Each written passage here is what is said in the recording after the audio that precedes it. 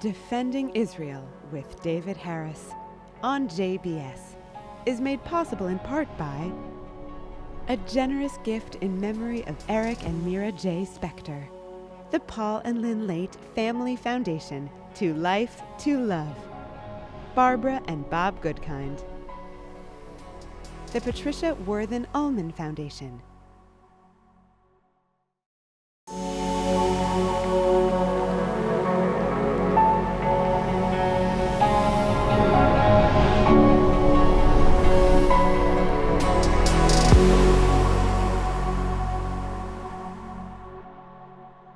Hello JBS viewers, I'm David Harris and this is Defending Israel. We have another very special guest and a dear friend this week. You may have heard of him. If not, you'll be very interested to learn more about him. His name is Tal Becker. He is currently the Vice President of the Hartman Institute. But over many years, he was a leading legal advisor to the Israeli government, including both the IDF and the Ministry of Foreign Affairs, and also was deeply involved in Israel's peace negotiations on many fronts. We'll learn more in the course of the next half hour. Tal, welcome to the show. Thank you, David. Good to be with you. Tal, our audience loves to know a little bit more about the person behind the screen. Tell us a little bit about where you were born, where you grew up, and at what point you chose to make Aliyah. So I was actually born in Paris. My father's from Morocco. My mother was born in Uzbekistan, but her family is from Poland. I grew up in Australia almost by accident, I guess. So that's how I got this accent. So I'm a wandering Jew in that sense. Really, I think when I was a pretty young guy, I kind of thought to myself, I gave myself two options. Either I'm going to be a professional cricketer. I know you think you know cricket in America. I was a big cricket fan in Australia. Or I'm going to bring peace to the Middle East. Those were the only two options I gave myself. Was it a tough choice? It was, for me personally, it was a tough choice. I hope I chose right. There's a lot still to do in the choice that I made, but it was a privilege for me to be part of, involved first as a junior official and then a little bit more senior in the efforts to enhance peace and security in our region. Before we move to your region, do you stay in touch with Australia? Do you still have family there? I'm asking for a reason. Yeah, well, the reason you're asking is interesting. It's a little hard to recognize Australia at the moment, the Australia that I grew up in. My sister still lives there, and I have, of course, good friends, and I follow what's going on there I have to say, with great concern. Help us understand, because in some ways, Tal, and I've visited Australia many times, and I thought, I hope it's not sacrilegious, that in a way Australia was a kind of second promised land. The Jews who moved there and settled were extremely happy, well integrated, confident in their Jewishness, their Zionism, and their Australian identity. What's happened? Yeah, it was, for me, a privilege to grow up in Australia, to be Jewish in Australia. I love Australia. I'm not following it closely enough to understand. It's just a country that I don't recognize from a distance. I think it's not just the unbelievable outburst and rise of anti-Semitism. It's also a feeling that there isn't pushback. You don't hear enough voices kind of marginalizing, condemning, fighting against this hatred that has emerged. And it's very disturbing. I am hopeful still that it can be turned around with the right action and effort. But I feel very painfully for both my fellow Jews, proud Jews of Australia, proud Australians, but also for an Australia that is not this. This is not the Australia that should be or that I know. Tal, then you made Aliyah, I think in the early to mid 90s, and you came as an international legal scholar. And the 90s was a time when we had the Madrid Peace Conference. We had hope on the Palestinian front. We had a peace treaty with Jordan. You were integral to a number of those things. How close were we really, to the extent you can share on the screen, to an agreement with the Palestinians that you felt could have been serious and enduring? So first, I was privileged to be involved initially in the late 90s as a kind of more junior official, but really with that effort of what at the time we felt was a real prospect for genuine coexistence. I think everyone involved in the process has a different kind of take on how close we were, on what were the reasons that it broke down. For me, I think after many hours in the negotiation room, I kind of came to the conclusion that it didn't break down on any specific issue. I think that in a way, the issues themselves are stand-in or much deeper challenge, and we kind of channel through the debate on the issues a much bigger issue. I find that we are, in a way, kind of two traumatized people engaged in this dialogue.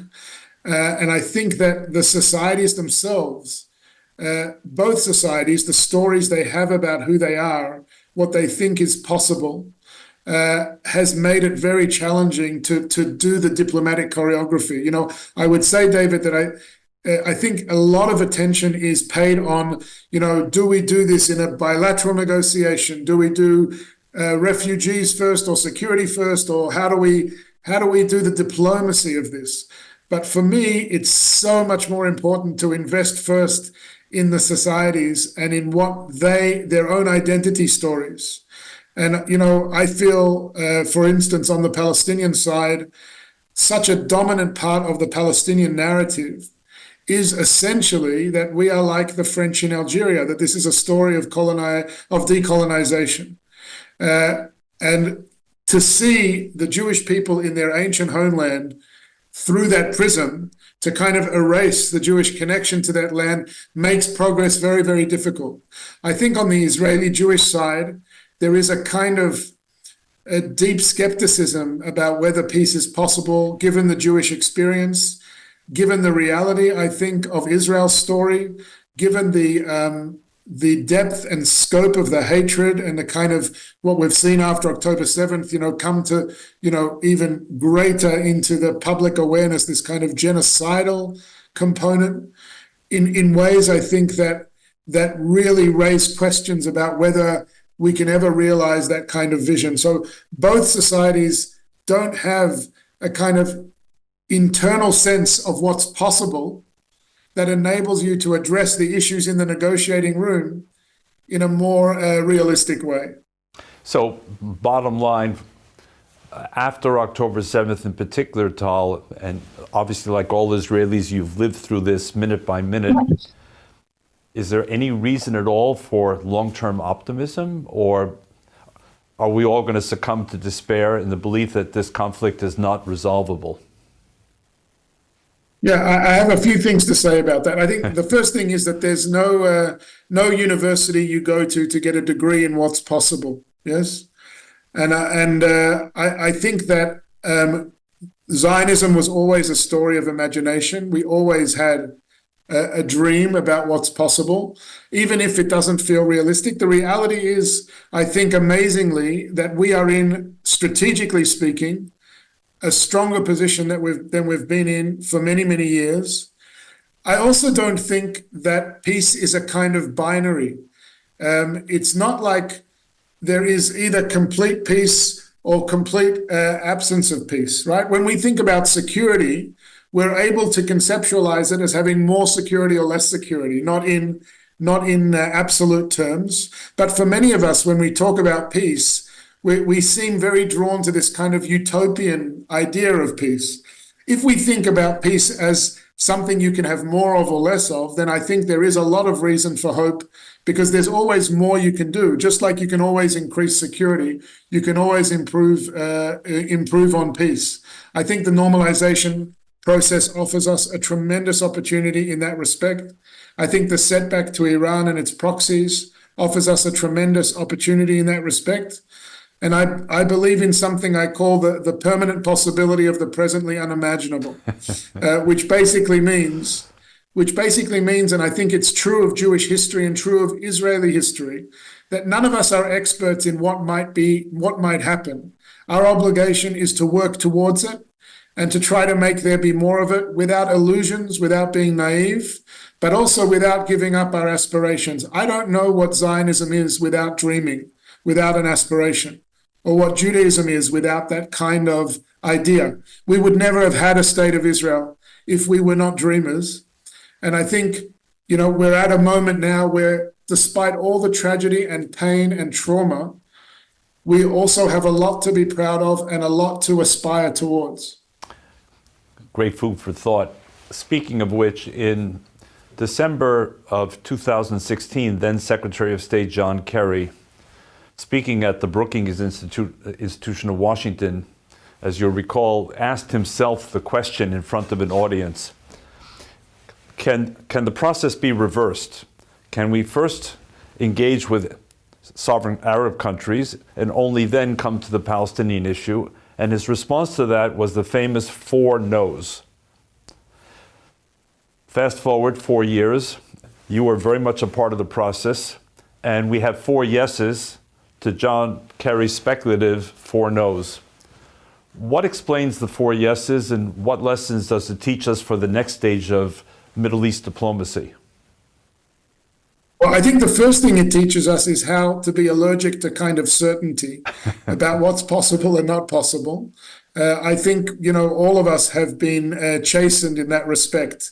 People who thought that the horrors of October 7th couldn't happen have also been chastened. I just generally think it's a good rule to speak with a little bit of circumspection.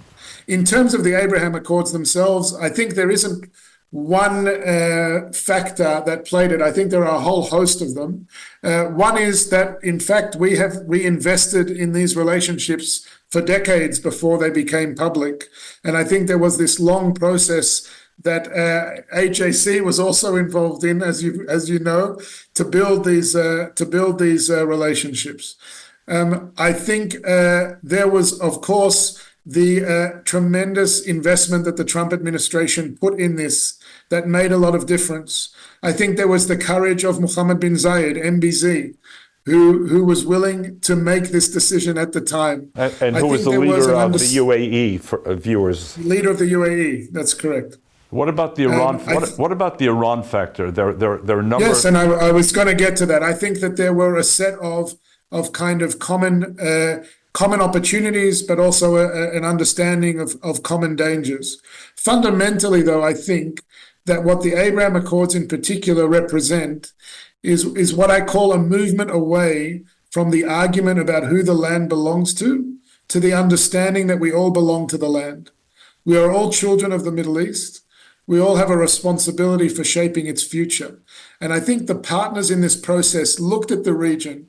They see forces of chaos and extremism that are a threat to all of us, but they also see an opportunity if we stop playing this zero-sum game and understand that we all belong about what can be created. And in my mind, the importance of the normalization process, including the potential with Saudi Arabia, is essentially to articulate a vision of the Middle East that is the alternative to Hamas, Hezbollah, and Iran's vision. Hamas, Hezbollah, and the Iranian regime want us to believe that we are in a zero-sum contest, Jews and Muslims, Israelis and Palestinians. And what the normalization process actually says is no. There is an authentic version of Islam. There are Arab states who do not see themselves in this endless conflict with a Jewish state. And I think we, as the Jewish people, send a message through that normalization process that we do not see ourselves in a zero-sum contest with them. We are in a zero-sum contest, unfortunately, with Hamas, with Hezbollah, and with this Iranian regime, but not with the partners of a prosperous, stable, and secure Middle East. Tal, since October 7th, less attention has been paid to the durability of those 4 normalization agreements, and perhaps understandably with the focus on the conflict and the hostages. But from your point of view, were you surprised by the durability of the agreements post-October 7th or not? Well, we used to joke that that this was a marriage between, it was an agreement between a Jewish state and a Muslim state, but it was a Catholic marriage, right? And the Emiratis like to say that there's no reverse on this car. I think it was strategic. I think there have been strains on the relationship. And I think we saw an Iranian effort in particular to try to undermine it, but it failed. And I think the reason why it failed is because the stakes for all of us are too high. The enemies of Israel are the enemies of any Arab and Muslim state who wants to see a stable and secure and prosperous Middle East. And the empowerment of Hamas and Iran is a threat to all of us. And I think also the opportunities are opportunities for all of us. And they ended up, I think, have shown as being more powerful than the tragedies and the difficulties of this moment, however grave they are. Tal, of the 4 normalization agreements achieved by the Trump administration, we hear least of all about Sudan. And now increasingly we hear about the threat of genocide, mass starvation in Sudan. In effect, is there still a normalization agreement in place with Sudan? So technically, the agreement with Sudan never really crossed the threshold to a point of signature because of the difficulties within Sudan and the tensions within them. Also, difficulties between Sudan and the US administration. So there's work still to do there. And obviously now that Sudan is engulfed in its own kind of civil tragedy with so much suffering, I think that's probably going to take some significant time to get back on track. And it will begin with stabilization and a clear governmental address in Sudan. And Tal, you mentioned Saudi Arabia, which is on the lips of so many. And I don't know whether we're all well served by talking more or less about Saudi Arabia. But the Trump administration felt it was quite close to a deal. They also felt they were quite close to a deal with some other countries, including majority Muslim but non-Arab countries. After October 7th, to the extent you can speak about it, are we in fact closer or farther away than we were a few years ago, in your estimation? So I think in practical terms, it will be important to get to an end of this war in a way that it's clear that Hamas has been defeated and can't reconstitute itself. And I think the opportunity definitely still exists. It is difficult, I think, in the Arab and Muslim world when this is the dominating story in the Middle East to generate immediate progress. But in terms of the interests of the various sides and in terms of the willingness of the Trump administration to invest in this, I think there is a clear moment of opportunity. And I would say, in a way, David, what's striking about this moment, for me at least, is that on the one hand, we have an unbelievable set of opportunities given the setback to many of the agents of chaos in the region. And yet you also have the kind of trauma within Israeli society, within Palestinian society too, that makes those opportunities harder to see at the societal level. So people in like national security circles, on the one hand, looking at the Middle East, see potential for moving in a much better direction, but the scars and suffering of this war makes it difficult to kind of rise up. I say sometimes that, we can't allow our trauma to define the kind of upper limits of the outer limits of our aspirations. I sometimes joke that, it feels like we created Israel to concentrate Jewish anxiety in one location, that was the purpose of the exercise. And that was not the purpose of the exercise. And we need, I think, to find the kind of strength of spirit that has characterized Israel, characterized the Jewish people's dream, and kind of tap into that again, because there's a lot to capitalize on. You spoke a moment ago about defeating Hamas and not permitting its recreation, or words to that effect. What does that mean in practical terms? I mean, here we are 16 months out. We see how the hostages are being manipulated by a seemingly robust Hamas, confident of itself with its swagger and its cynicism and its sadism. What do we mean when we talk about the defeat of Hamas? So I think first of all, I would say that I think those images are quite misleading, and Hamas has shown itself quite adept at that kind of manipulation, but I don't think it's a reflection of the reality within Gaza, though there is, of course, still degrees of Hamas control that are of real concern. But let's maybe go back, David, to the core objectives with respect to this. One was to prevent Hamas from being a threat from Gaza to Israel today. And I think that objective has largely been achieved. Hamas's military formations have been dismantled. Its missile capacity, its capacity to threaten Israel today has been decimated. But the second objective was about preventing Hamas from being able to threaten us tomorrow. In other words, for being able to reconstitute. Now, that's a much more challenging prospect.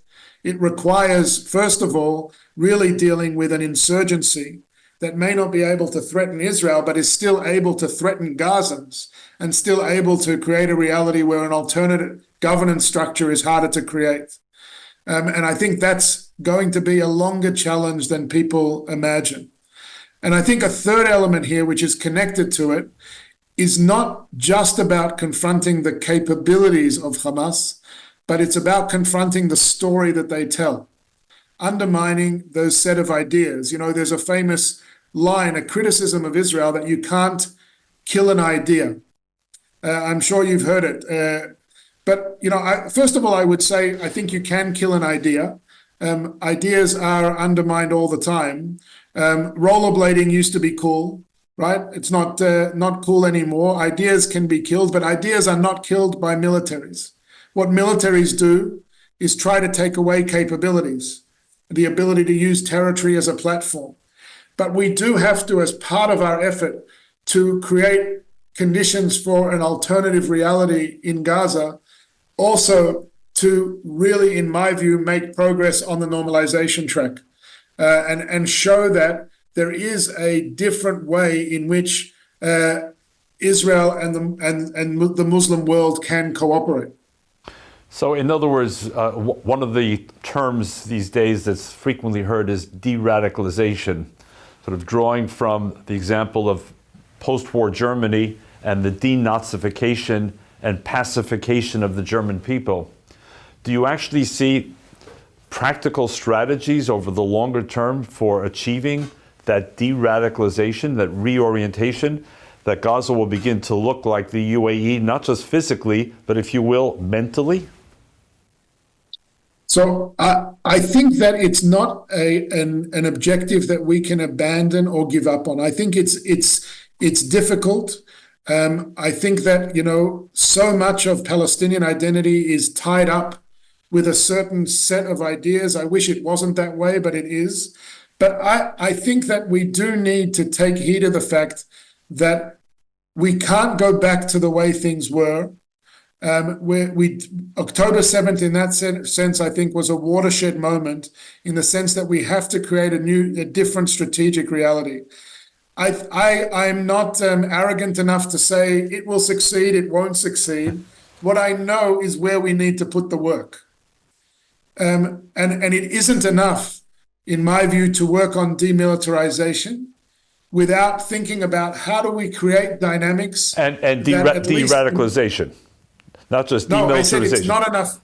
It's not enough to do demilitarization. Right. We also have to invest at the least in ways to unleash dynamics that empower other voices.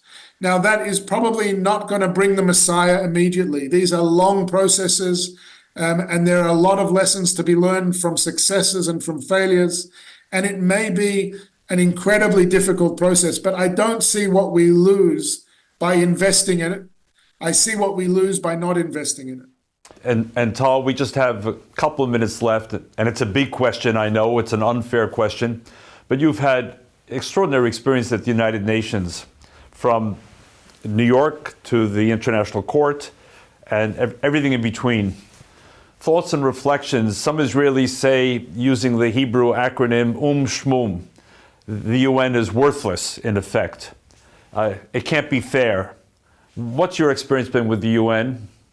Well, I mean, it's hard to do it justice, but I'll say the following.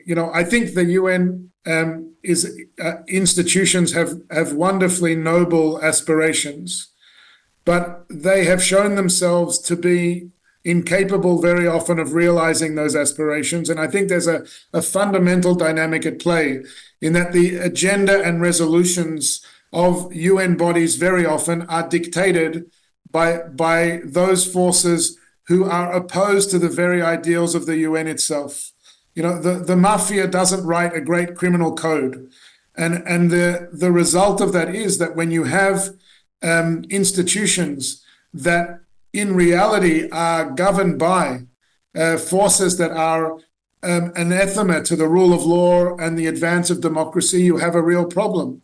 The UN is built on a principle of sovereign equality, right? Which on its face might make sense, meaning that every state gets one vote. The problem is that most of those states who get one vote are not states where they give each person a vote, right?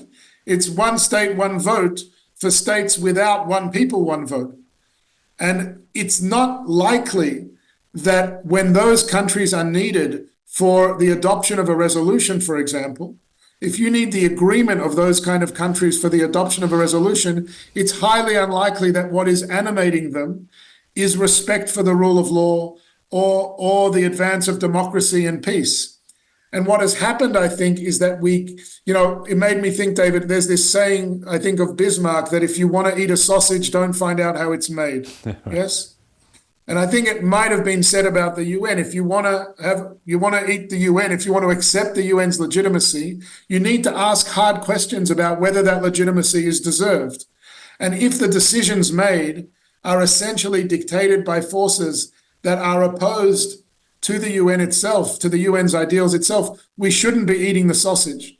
And what I think has happened, and I'll end on this, is that it is, of course, critical to be committed to advancing the rule of law in international affairs.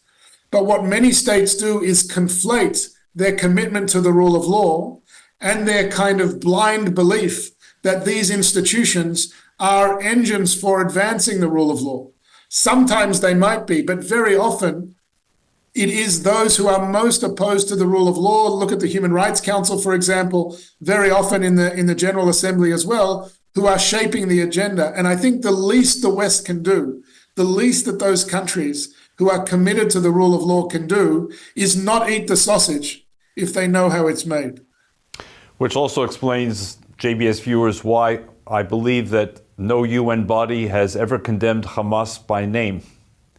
And also why there is this obsessive focus on Israel, on resolutions critical of Israel, because as Tal Becker just said, at the end of the day, it's a numbers game, and the numbers don't work in favor not just of us, but of democracy and true rule of law. Tal, thank you for your time. I only wish we had more time, and for your extraordinary service to the Jewish people in the state of Israel. JBS viewers, this is David Harris, defending Israel. Looking forward to seeing you again next week.